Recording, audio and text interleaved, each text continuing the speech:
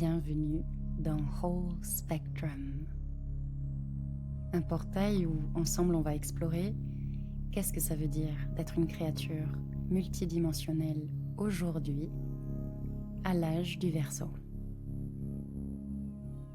Je m'appelle Beata Ayama. Je suis à la fois thérapeute, guérisseuse, mais surtout psychonaute exploratrice de la conscience.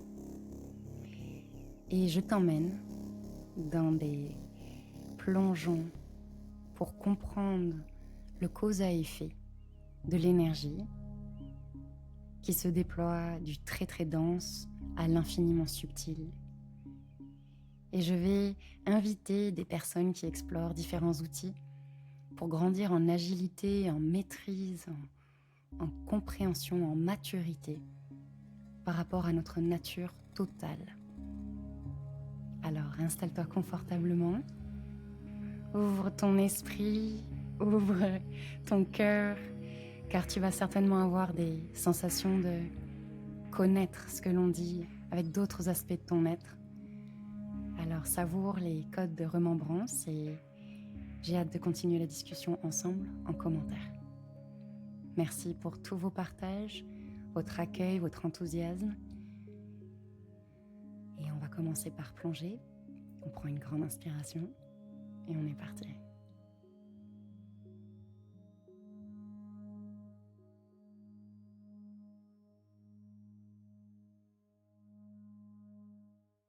Bienvenue.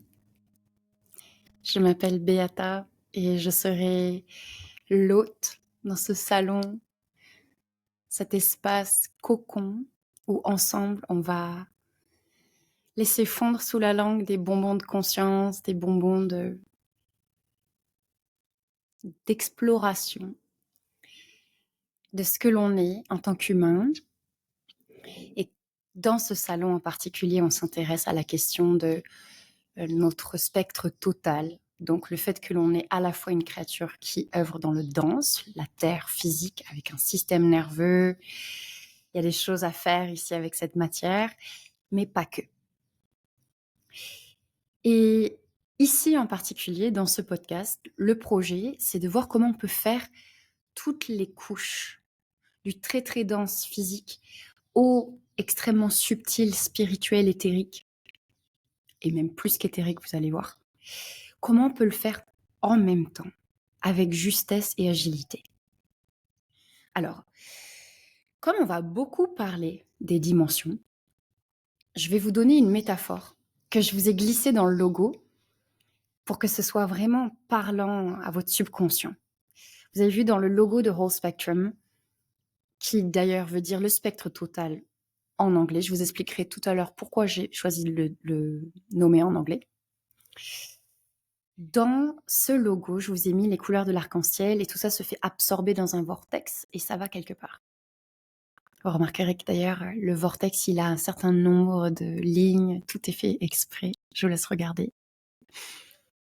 Mais la raison pour laquelle j'ai utilisé cette image pour communiquer un message avec vous, c'est parce que ce que je cherche à tâter, ce que je cherche à goûter avec vous, c'est le fait que nous connaissons le spectre visible de la couleur. Donc, vous connaissez les 7 couleurs de l'arc-en-ciel qui est la diffraction de la lumière. Et nous connaissons cet aspect-là de la lumière qui est visible. Mais vous savez très bien maintenant à quel point on utilise l'infrarouge, l'ultraviolet, qui sont les spectres autour, invisibles. Et l'avantage, c'est qu'aujourd'hui, notre conscience de la lumière est tellement développée, nous connaissons tellement les ondes radio, nous connaissons tellement le fait qu'il y a des choses invisibles qui ont un effet extrêmement palpable sur la réalité. Vous connaissez l'usage de votre Wi-Fi, vous sentez l'électromagnétisme invisible. Eh bien, c'est exactement ça que nous allons développer, maturer, mais pas que au sens de la lumière. Nous allons le faire sur tous les aspects de l'être. Et c'est là où ça peut commencer à devenir un petit peu abstrait. Ça peut nous parler un peu moins parce que du coup, du coup, on parle de quoi? Appliqué à l'humain et appliqué à l'expérience de la réalité, ça donne quoi? Ça donne en fait exactement la même chose que ce que vous sentez avec le wifi, les choses qui se passent dans l'invisible avec la lumière et les ondes, il se passe les mêmes choses pour vous. C'est-à-dire que tu es un phénomène qui œuvre là, dans le danse et simultanément, c'est vraiment important cette notion-là, c'est simultanément, il y a des choses que tu fais, consciemment ou pas, qui réverbèrent, qui irradient dans l'invisible et en fait, c'est très beau parce que c'est des vases communicants, ces plans, visibles, invisibles et dans ce podcast, nous allons voir comment ils communiquent ces plans, sur quoi est-ce qu'on peut avoir une forme d'impact, une forme de maîtrise et sur quoi est-ce qu'il faut au contraire être plutôt dans la réceptivité, l'écoute, l'accordage, l'affinage. Ah genre j'adore les mots anglais attuning, un peu comme, ici j'ai les fourchettes auxquelles on s'accorde. Comment on peut s'accorder aux autres plans puisque l'on est aussi ces plans en même temps, comment est-ce qu'on peut les intégrer? C'est ça le projet de Whole Spectrum. Alors je vais pas être la seule à parler, hein. On va inviter plein d'experts, plein de personnes qui sont soit super douées sur, le danse, soit super douées sur l'astral, sur les aspects par exemple de médiumnité, de communication avec différents plans. On va s'intéresser à tellement d'aspects, j'ai tellement hâte. On va parler de la vie, on va parler de la mort, on va parler de la conscience, on va parler du corps physique, ça va être génial. C'est vraiment précieux pour moi de pouvoir en parler maintenant, parce qu'en fait, la raison pour laquelle je prends la parole maintenant, c'est que moi, j'ai été initiée toute ma vie à ce multiplan. Je ferai un épisode où je vous donnerai ma biographie précise, en tout cas dans ce qui concerne Whole Spectrum. Mais grosso modo, moi, j'ai été initiée dès la toute petite enfance à une pratique indonésienne qui nous apprenait à sentir les différentes forces. Dans cette initiation, dans ce chemin spirituel-là, on parlait de force pour parler des plans.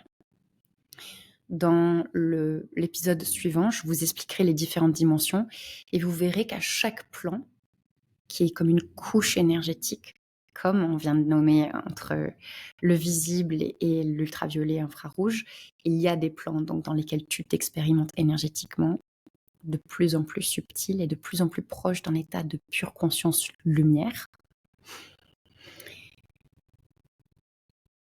Eh bien, moi, j'ai été initiée à la toute petite enfance, mais c'est même dans le ventre de ma mère, en fait, que j'ai commencé à toucher ces états de voyage au-delà du corps physique, puisque ma mère pratiquait, étant enceinte de moi, cet état de transcendance par la méditation que nous avons reçu d'un maître javanais dans ma famille. Donc, il y aura plus de détails sur cette pratique-là dans un autre épisode, mais en tout cas, il faut que vous imaginiez, donc Beata, elle a 1, 2, 3, 4, 5, 6, 7 ans et elle entend parler de ses forces, elle apprend à les sentir. Je suis en train d'apprendre à discerner mon ego et quand je suis sous l'influence d'une certaine force, comment ça se sent dans le plan. Dès la toute petite enfance, donc je suis un peu comme un Jedi en train d'apprendre à sentir l'impact et les mouvances énergétiques et à toujours retrouver mon centre. Et j'étais à fond. Moi, j'étais vraiment très, très, très dévouée à cette initiation. J'ai voulu commencer à pratiquer dès mes 14-15 ans, mais il y avait une règle dans ce chemin, c'est qu'il faut d'abord que l'enfant mature dans le physique. Et donc, on avait le droit de commencer la pratique à 17 ans. Et donc, dès mes 17 ans, je commence cette pratique qui est de la méditation où en fait on lâche. Vous avez déjà entendu dans les courants, par exemple, toutes les personnes qui ont pratiqué avec Osho, vous connaissez ces mantras qui nous amènent dans un état de transcendance où on lâche le mental, on lâche l'émotionnel, on lâche le physique en disant « je ne suis pas ce corps, je ne suis pas mon mental, je ne suis pas mes émotions ». Et on fait ça, on lâche. Et donc j'étais super développée sur cette capacité à lâcher. J'ai vraiment, vraiment passé toute ma jeunesse à m'entraîner à lâcher mon corps, lâcher mes émotions, lâcher mon mental et à voir ce qu'il y a de l'autre côté. Et donc dès mes 17 ans, j'ai connu des états de transcendance et de grâce extrême, plusieurs fois par semaine. Et ces états, en fait, me mettaient, vous l'entendrez donc dans l'épisode où je vais bien définir les dimensions, mais quand on sort de certaines couches denses, on accède à des états de conscience où il y a de la sagesse et de la connaissance innée. C'est pas de la connaissance livresque, c'est pas de la connaissance apprise par l'expérience.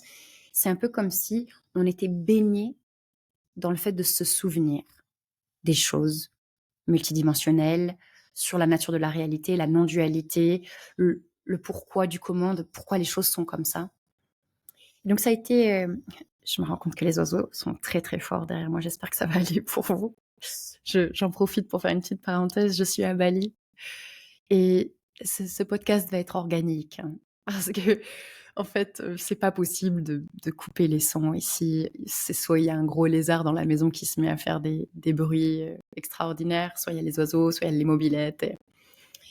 Et j'ai pas voulu me mettre trop de pression en trouvant un studio isolé. Je le fais à la maison, à la bonne franquette, et j'espère que ça vous fera un petit peu d'ASMR exotique. Donc je reprends mon histoire. Là où c'est particulier d'avoir eu ce genre de jeunesse, c'est que vraiment c'est très singulier l'initiation que j'ai eue. Si vous imaginez que mon âme a désiré cette incarnation-ci, il faut imaginer qu'en plus de ça, j'ai quand même été incarnée dans une culture très traditionnelle catholique. C'est pas parce qu'on faisait cette pratique méditative qu'on était des hippies, pas du tout. Moi, j'ai plutôt été au contact du catholicisme, du christianisme. J'ai eu des cours de catéchisme à travers mon éducation. Ma famille est très proche du catholicisme et du coup, très jeune, vu que dans la pratique spirituelle d'Indonésie, on faisait aussi Ramadan, on pratiquait le jeûne.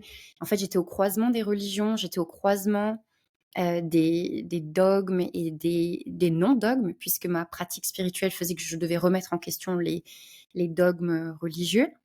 En fait, très jeune, j'ai lu le Coran. Très jeune, je me suis initiée à qu'est-ce que c'est vraiment le message du Christ, c'est quoi qui a été déformé dans les évangiles. Et voilà, donc imaginez, en fait, dès le plus jeune âge, je suis à fond dans le sujet de l'expérience de notre divinité, de notre multidimensionnalité.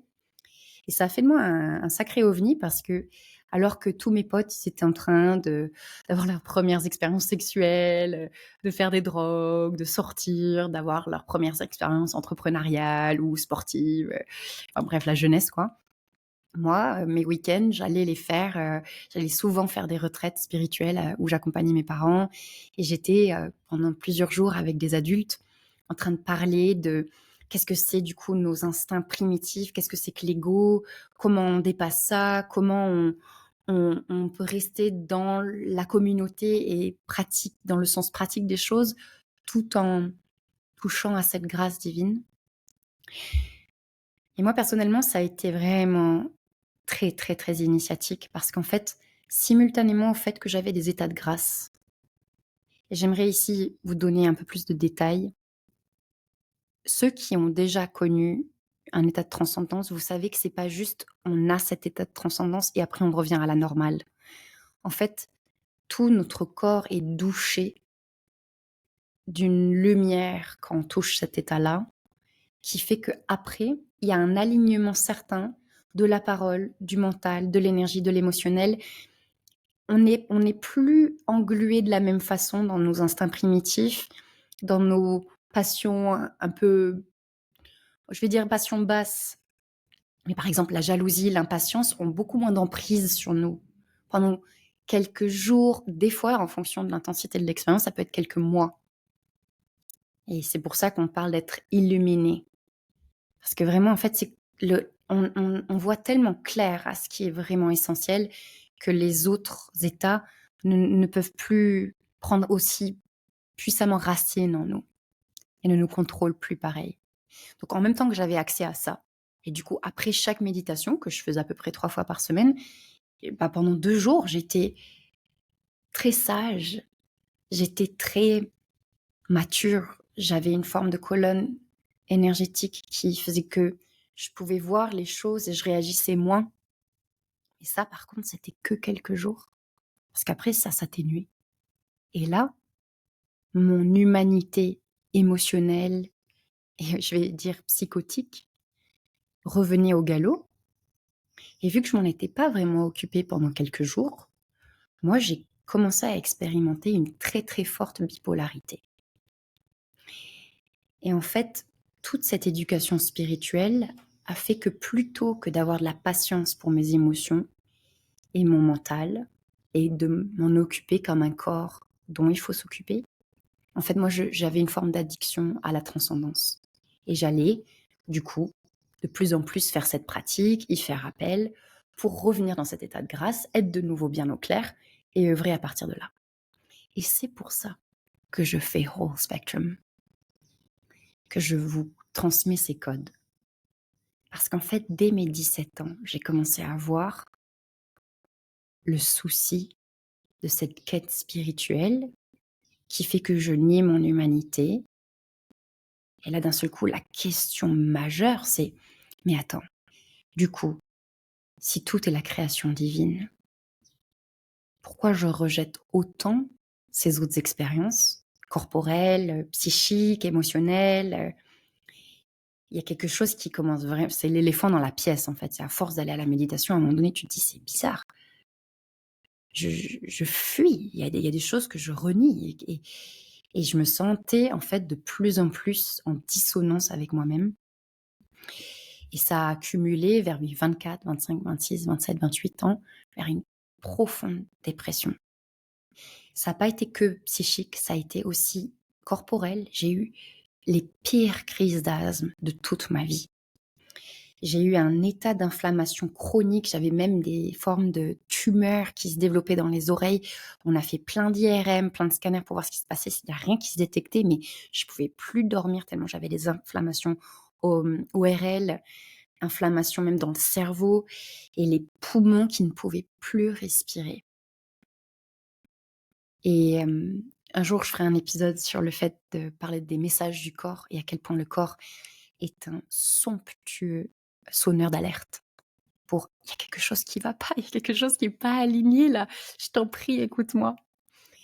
Donc c'était très intéressant parce que même si je touchais à la grâce, c'était clair qu'il y avait une couille dans le potage, quoi. Ça va pas là. Et en plus, ma dépression a vraiment été concentrée. J'ai eu plusieurs années où j'étais dépressive suicidaire, avec un état suicidaire en fait qui était très facile, puisque je fais que répéter à longueur de journée que je suis pas ce corps, je suis pas mes émotions. En fait, à un moment donné, c'était très simple de dire, mais il faut que je retourne à ce que je suis avant. Donc c'est là où un jour je ferai un épisode sur le suicide. Mais dans mon cas, c'était pas du tout. En fait, ça paraissait presque logique, quoi. Donc vous pouvez imaginer, avec ce décor-là, que bon, j'ai fait le choix de vivre, j'ai fait le choix de vivre, mais du coup, il a fallu vraiment, vraiment que je me pose beaucoup de questions. Énormément de questions sur la justesse de certaines pratiques, sur l'équilibre des différents corps. Comment est-ce qu'on peut vraiment adresser les différents plans? Et dans mon parcours, je suis vraiment, c'est ma spécificité, je suis très, très curieuse. Et je suis pas curieuse livresque, je vais la tête la première dans les expériences, quitte à tout perdre, quitte à perdre tous mes repères, quitte à perdre tous mes amis. J'y vais parce que je veux vraiment les réponses. Surtout quand ça prend tout mon corps comme ça et que ça devient une question de vie ou de mort, bah, on y va, quoi. On n'a rien à perdre, en fait. Donc, je suis allée explorer le yoga de façon extrêmement intensive. Et c'est ça qui m'a vraiment sortie de ma dépression. Parce que j'ai repris mon prana en main. Et j'ai fait l'inverse de ce que je faisais avec la méditation précédente, qui était très soumise et qui s'abandonnait à la volonté divine. Avec le Kundalini, on fait l'inverse. On fait une forme de moi, j'active, moi, j'envoie telle intention et j'active. C'est comme un architecte qui met des briques très précises et qui se structure. Donc, c'était très, très, très différent de mon autre approche.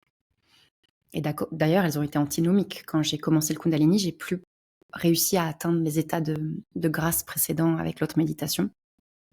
Donc j'ai vraiment, on pourrait imaginer que j'ai fait comme une montagne russe d'état de conscience et une montagne russe d'exploration des différentes polarités. Parce qu'il y avait le faire, le non-faire, l'activation énergétique ou la transcendance, le somatique, psychosomatique ou être un corps céleste. En fait, voilà, depuis mes 17 ans, très, très, très activement, je suis en train de pétrir ces sujets. Donc, c'est avec beaucoup de joie et de plaisir que je vous les amène sur un plateau doré. Il y en a qui sont plus ou moins digérés, il y en a qui sont en cours de digestion, ce sujet. Et dans la panière à fruits que je vous apporte, il y a d'autres briques. Donc, vous comprendrez qu'il y a la question des différents plans, la transcendance, le psychosomatique, il y a la question de maîtriser son énergie, mais de ne pas tomber non plus dans le trop de contrôle, avoir le juste milieu. Je suis amoureuse du courant taoïste et même si j'ai pas pratiqué avec des maîtres, je suis autodidacte dans ce sens parce que c'est vraiment la colonne vertébrale de tout ce que je fais. Maintenant, je cherche ce juste milieu de faire, non faire. Et c'est d'ailleurs pour ça que ça m'a mis un temps fou à vous apporter Whole Spectrum. Parce que vous connaissez peut-être dans le Tao, dans le Tao Te Ching de Lao Tzu, il y a cette phrase qui dit « Le Tao qui est dit n'est pas le vrai Tao ». Donc dès qu'on parle de l'énergie, dès qu'on parle de la réalité, c'est pas ça. Et ça a vraiment été un gros dilemme pour moi, ça. J'étais là, qu'est-ce que tu vas leur dire? Parce que chaque fois que tu vas leur dire un truc, ça sera toujours à côté de la plaque. Ça sera toujours pas ça. Et ceux qui sont dans ce cheminement, vous savez qu'il n'y a rien de tel que juste l'expérience et le fait de ne pas chercher, justement, et d'être dans l'instant. C'est pour ça qu'un de mes programmes préférés que j'enseigne, c'est la pure présence. Et juste s'entraîner à être dans une forme de je suis là et je reçois ce qui est là totalement, sans chercher à l'analyser, l'interpréter. Et en fait, c'est là où je suis très, très humaine parce qu'en fait, je ne pouvais pas résister à l'envie de faire ce podcast. Je suis amoureuse de ce que je suis en train de faire là. J'adore vous partager ces clés. J'adore vous raconter des histoires. J'adore aussi parler un peu de ma vie. Et j'adore. C'est comme si on était autour d'un feu et on se raconte des choses. J'adore. Oui, j'adore. Donc il y aura très certainement des fois où ce que je vais dire, ce sera extrêmement partiel ou ce sera pas la vérité telle que Lao Tzu a tellement réussi à le concentrer dans son bouquin si petit, ou comme Patanjali a réussi à le faire avec les sutras les sutras de Patanjali, les Yoga Sutras. Il y a des ouvrages comme ça, en fait, qui arrivent à dire l'indicible. Et moi, j'avais un peu envie de faire ça. Et je disais, bah non, à un moment donné, lâche, quoi. Reste humaine, reste sur le plancher des vaches et kiffe, quoi. Kiffe que ça te fait plaisir et fais ça. Donc, ça me fait plaisir. Donc, j'étais en train de vous décrire ce qu'il y a dans la panière que je vous offre et je vous partage. Donc, il y a des clés de yoga, des clés taoïstes, des clés alchimiques, hermétistes. Parce que j'étais dans mon exploration, j'ai passé 3 années en Amérique centrale où je sais que c'est inattendu, c'est pas forcément là où on s'attend à découvrir l'alchimie, l'hermétisme, mais c'est là où moi j'ai été initiée. J'ai suivi une école au Guatemala et j'y suis allée corps et âme à mon habitude. Simultanément, j'ai été initiée au chamanisme. Pendant 3 années intensives, j'ai cheminé avec les médecines de l'ayahuasca, des champignons et du bufo. J'ai pas voulu faire plus que 3 années. Après, j'ai arrêté pour intégrer. Et j'ai un immense amour pour Alan Watts, que je citerai très souvent ici, qui dit la règle, vraiment l'art de recevoir et de travailler avec ces médecines, c'est une fois que tu as eu la médecine au téléphone et qu'elle t'a donné le message, c'est important de raccrocher. Tu n'as pas besoin d'être tout le temps au téléphone. Donc, j'ai eu ces codes-là qui m'ont sacrément clarifié le pare-brise. Et en fait, tout combiné, ça, plus mon exploration avec les peuples indigènes, les traditions plus, j'ai envie de dire ethniques. Je pense beaucoup aux Toltecs, quand j'étais au Guatemala, j'ai un peu étudié ce qui se passe autour des Nahuals. J'ai vraiment à cœur dans ce podcast de faire attention à notre prisme de conscience qui peut être très européano-centré. Des fois, on a l'impression que, bah, la cabale, les religions, c'est essentiel. Et en fait, il y a quelque chose de très, très précieux qui se passe quand on le fait miroiter avec les autres enseignements. Ça devient beaucoup plus complet. Et c'est aussi pour ça que j'ai appelé ce podcast Whole Spectrum. On va parler du spectre large et multidimensionnel à la fois dans les dimensions, mais aussi on va aller prendre tout ce que l'humanité goûte ensemble et y voir comment on peut avoir une conscience un peu plus complète, un peu plus de discernement grâce aux différents sons de cloche. Voilà, c'est un honneur de vous apporter ces codes. Je pense que pour là, tout de suite, la chose qui demeure, c'est vous dire que c'est vraiment un honneur de faire ça avec vous en ce moment, à l'ère du Verseau. Il n'y a pas de coïncidence au fait que moi, je le sorte maintenant. Vous regarderez l'astrologie, hein, en ce moment, il y a des très, très, très bons placements pour les prises de conscience, la communication sur ces sujets-là. Et nous sommes en train de vivre en tant que collectif quelque chose de vraiment exceptionnel. Il y a, de par les tempêtes solaires, de par le changement de fréquence de la Terre, nous sommes aspergés d'un électromagnétisme nouveau. Donc ça veut dire que l'énergie qui nous parvient dans l'écosystème porte d'autres états de conscience. Et vous le sentez, je reçois tellement de messages de gens qui me disent « Beata, j'ai des éveils de Kundalini spontanés. Beata, maintenant j'arrive à faire de la télépathie.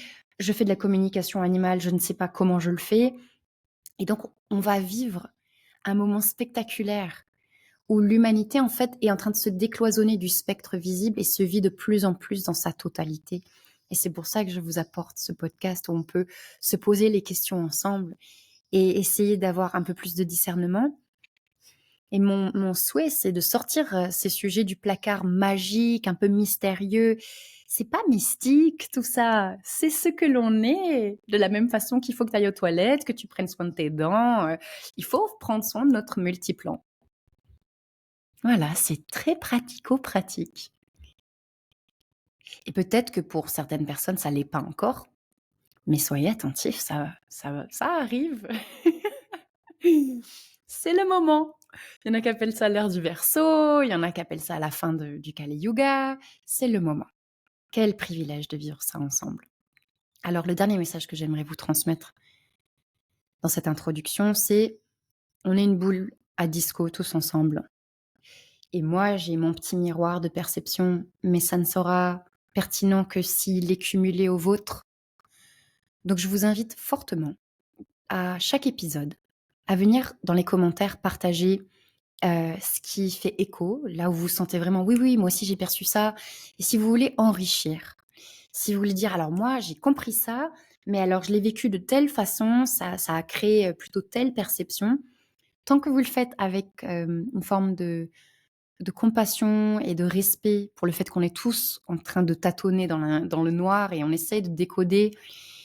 Si vous avez du respect les uns pour les autres et que vous avez envie de mettre votre pierre à l'édifice, je vous en prie, allez-y, que ce podcast, dans les commentaires, dans son champ énergétique, devienne un jardin fertile où on se pose des questions pour avancer ensemble. Voilà. Quelle chance nous avons de vivre ce moment-là ensemble. Et je souhaite que Whole Spectrum, ce soit un peu comme la guinguette, où on puisse un peu discuter de tout ça. Voilà. Sur ce, je vous laisse écouter les autres épisodes. Si vous avez des questions, s'il y a des choses que je mentionne qui ne sont pas compréhensibles et j'en parle comme si tout le monde connaissait, envoyez-moi un petit mail. Et comme ça, je tâcherai de faire un épisode où je clarifie les choses. Maintenant, je tiens à vous dire aux Français qu'il y aura des épisodes en anglais. Parce qu'en fait, je vous invite tellement à aller les écouter. Je les mettrai toujours en sous-titres français. Parce qu'en fait, ce sujet-là a été beaucoup, beaucoup plus documenté et les gens sont beaucoup plus à l'aise avec la multidimensionnalité pratico-pratique dans les pays comme les États-Unis, le Canada, le Québec, l'Angleterre. Il y a un truc, les égrégores qui s'appliquent sur la France, sur l'Europe, sont pas les mêmes. On en parlera. Il y aura un épisode, sur les égrégores. Mais c'est pour ça qu'il y a certains épisodes, il faut que je les fasse avec des gens qui parlent anglais et je tâcherai après de faire des épisodes où j'en parle en français.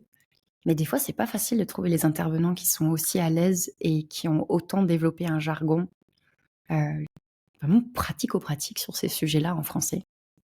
Donc excusez-moi si des fois j'utilise beaucoup de mots en anglais, c'est aussi parce que c'est plus fertile, dans ce langage-là et le français a vraiment des vertus exceptionnelles, poétiques et aussi avec le langage des oiseaux, il y a des trucs de ouf avec le français.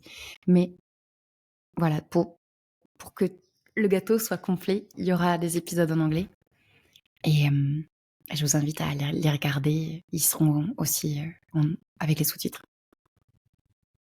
Alors maintenant, j'ai une petite, demande à vous faire. C'est le début de ce podcast et j'ai tout fait toute seule. C'est mon plaisir de faire la musique, de faire les visuels avec un ami. Mais je suis vraiment, au four et au moulin et du coup, toute votre aide pour partager le message est tellement bienvenue.